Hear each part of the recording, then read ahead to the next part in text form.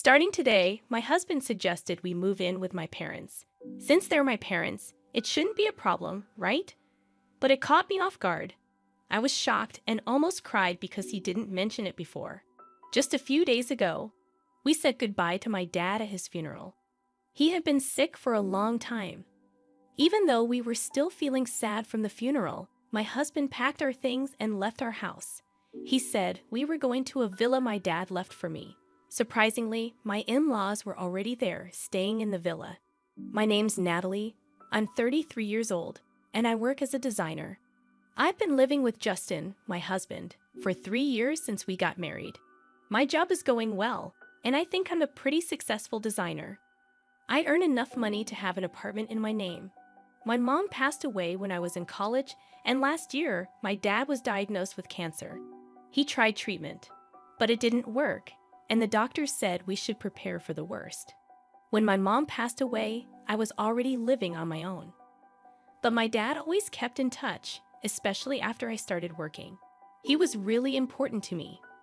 When I found out how sick he was, I was devastated. I worried about him all the time, and my husband kept asking me about his health. But honestly, I didn't think he really cared. It felt like he was just waiting for my dad to die. My husband always seemed insecure because he made less money than me. I wished he'd be proud of my achievements and support me when things got tough. But he acted childish. He was always competing and only seemed happy when he was winning. My dad told us not to worry about him and to focus on our relationship, but I thought we should spend time with him while we still could. That way, we wouldn't regret it later.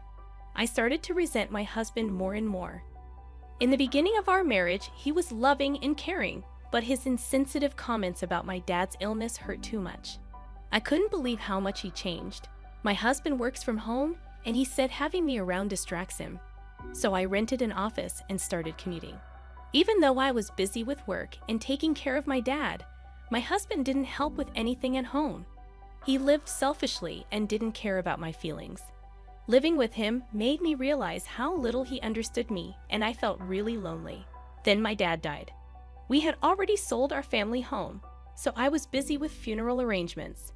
But my husband was always on the phone or disappearing. He didn't seem interested in helping me at all. I begged him to help, especially during such a hard time. But he just brushed me off, saying he was getting a lot of work calls. I was so angry and disappointed in him. Losing my dad made me feel even more hurt by his coldness. On the day of the funeral, I felt incredibly sad. After spending a long time talking with his parents, my husband came back smirking. Their suspicious looks made me feel even more alone. But despite that, the cremation, interment, and inheritance stuff went smoothly, and the funeral ended well. Then, out of the blue, my husband suggested we move in with my parents. He said, "They're your parents, so it shouldn't be a problem, right? If you're against it, should we get divorced?" He said it like it was a joke, but I couldn't stay calm.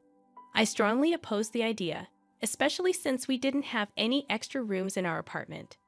One room was used as my workspace and for storing my husband's work stuff. But he just smiled and said we should live in the villa I inherited. It was a special place for me, filled with memories of my dad. I wanted to keep it that way, but my husband didn't seem to care. He kept making selfish demands. I tried to explain that living there would be tough, but he wouldn't listen. His parents had already decided to move there. They probably planned it during the funeral. Since the villa was big and peaceful, they liked it. Their move was already in progress, and I couldn't object. Every time I spoke up, my husband got mad. He accused me of only thinking about myself and being absent from home. "Because of your father's illness and all those sudden calls, do you even realize how much I've put up with? Your obsession with your father has been too much to handle." His words were harsh, and I felt like my world was falling apart. "Now that your father's gone, you need to listen to me. It took him a whole year to die, which was way too long," he continued, his tone cold and heartless. I couldn't believe this was the man I married. He showed no respect for my father or me. I remembered how my dad looked in pain in his hospital bed. He wouldn't have wanted me to just obey my husband like this. In that moment, I realized all my love for my husband had disappeared. It hurt to think about how he found joy in getting the villa, while I was mourning my father's death. But I held back my emotions and warned him about regretting his decision. I packed the essentials and left our home, leaving my husband puzzled. I didn't want to say anything more to him. It was painful to see my in-laws, who probably couldn't wait for my father to die so they could move in. But I followed my husband silently. The only thing I couldn't accept was him taking over my special place. The villa, although technically a villa, was just a regular home by the sea, where ordinary people lived. However, the villa's location was quite convenient, being easily accessible from the city center, and the land itself held considerable value. As I stepped out of the station, the familiar scenery of my childhood greeted me. I remembered how my mother used to be alive, and whenever I dozed off on the train, my father would carry me on his back all the way home. When we reached the villa, my in-laws were already inside. I started to suspect something fishy, realizing that my husband had secretly given them a key without my knowledge. This made me even more uneasy, sensing a secret plan to move in without my consent. Looking around the villa, I saw my in-laws' eyes shining with excitement for their future life here. Despite being a single-family home, the sturdy furniture my father had chosen was arranged in a slightly different European style, probably to my mother's taste. But their ecstatic comments irritated me. They seemed to underestimate the significance of my father's passing, seeing the villa merely as a luxurious house. Their lack of sensitivity became even more apparent when my husband joined in, laughing as they opened beers to toast the move. I sighed deeply, feeling the precious memories I shared with my parents at the dining table being tainted. I decided to hide my feelings and endure the night. The next morning, my mother-in-law's scream shattered the quiet atmosphere of the villa, instantly alerting me. When I woke up, I noticed my father-in-law and husband causing a commotion, but it took me a moment to reach the source of the scream. In the bathroom, my mother-in-law was on the floor, clutching her foot with a panicked expression. She explained that the floor had given way beneath her, but when my husband and father-in-law checked, everything seemed fine. As they examined the floor, I suggested they try stepping on a slightly differently colored part.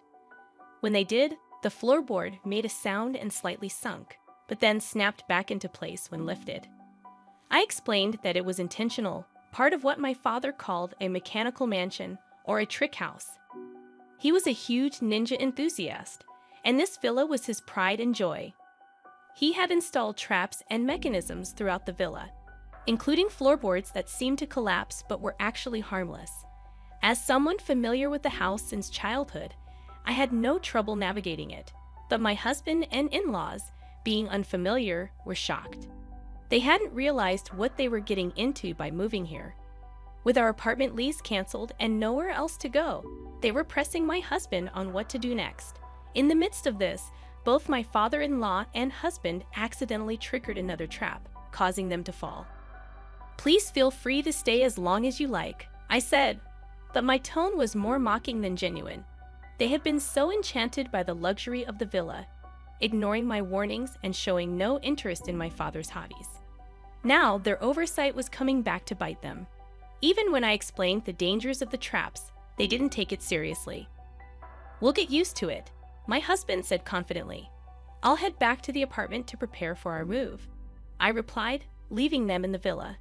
But in reality, I had no moving preparations. I planned to take a few days off and sort through my father's belongings. As expected, after just 2 days, my husband and in-laws had had enough. Meanwhile, I found solace being by myself and could slowly regain a positive outlook, planning my new life. Before long, my father's villa became a minor tourist attraction in the neighborhood.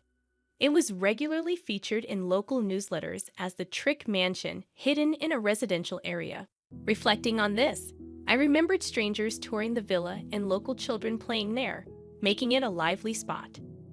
Since my upbringing had made me proficient in foreign languages, I could manage calls from foreign visitors.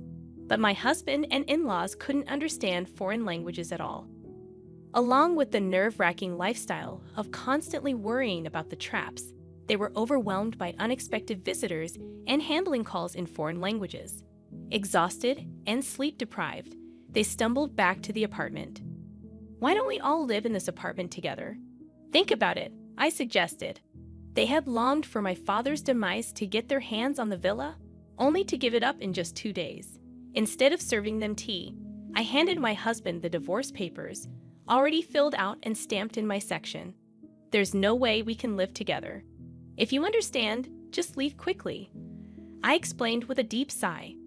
I couldn't forgive him for disregarding my feelings and acting insensitively without consulting me or giving any explanation. My husband decided we'd live with his parents. Moreover, he had never shared household responsibilities with me before. He dumped all the household responsibilities onto me, and when I felt cornered, he seemed indifferent about it. He ignored my feelings, acted selfishly, and secretly decided to move in with his parents. I couldn't imagine continuing to live with someone like that. "What happened? You used to love me, right?" he asked obliviously. I couldn't help but laugh at his usual oblivious remarks.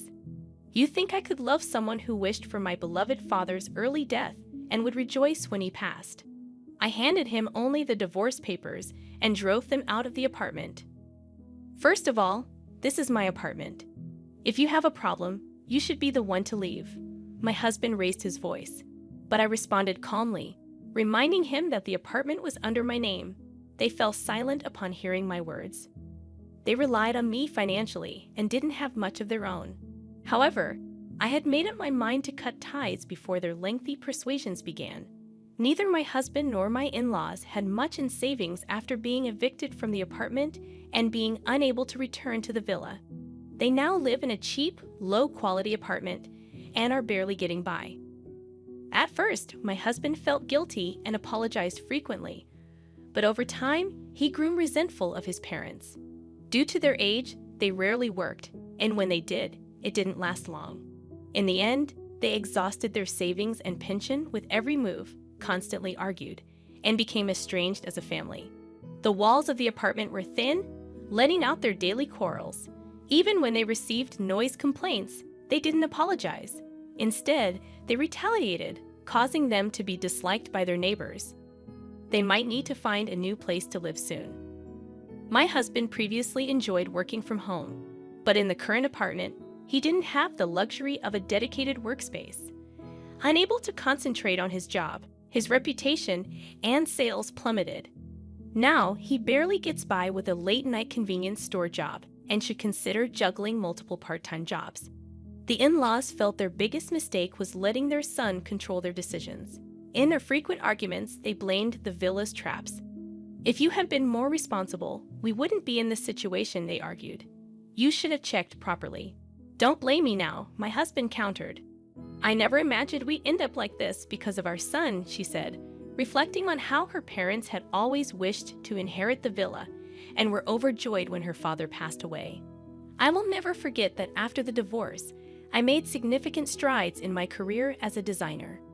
To process her father's death and all these events, she created designs incorporating ninja elements and showcased them on social media. Their popularity spread rapidly, and one day a major cosmetics company contacted her to design packaging with an Asian touch incorporating ninja elements. She felt this work would preserve her father's cherished memories. Of course, I eagerly took on this project and committed fully to it. Ultimately, it was a huge success, propelling my career forward and allowing me to give joyful updates at my parents' graves. She retained the mechanical house, keeping it as a special place filled with memories of her father.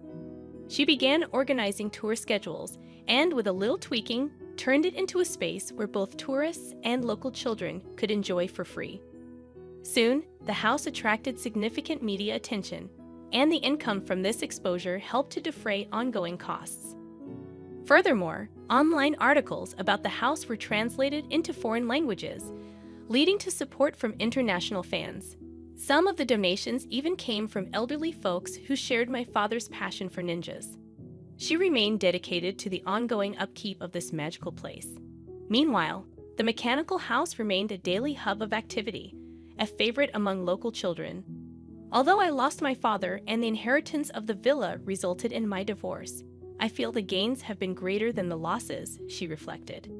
The villa has transformed into a memory-rich location shared with family and friends. I've also undergone a personal transformation, moving forward with renewed optimism and hope.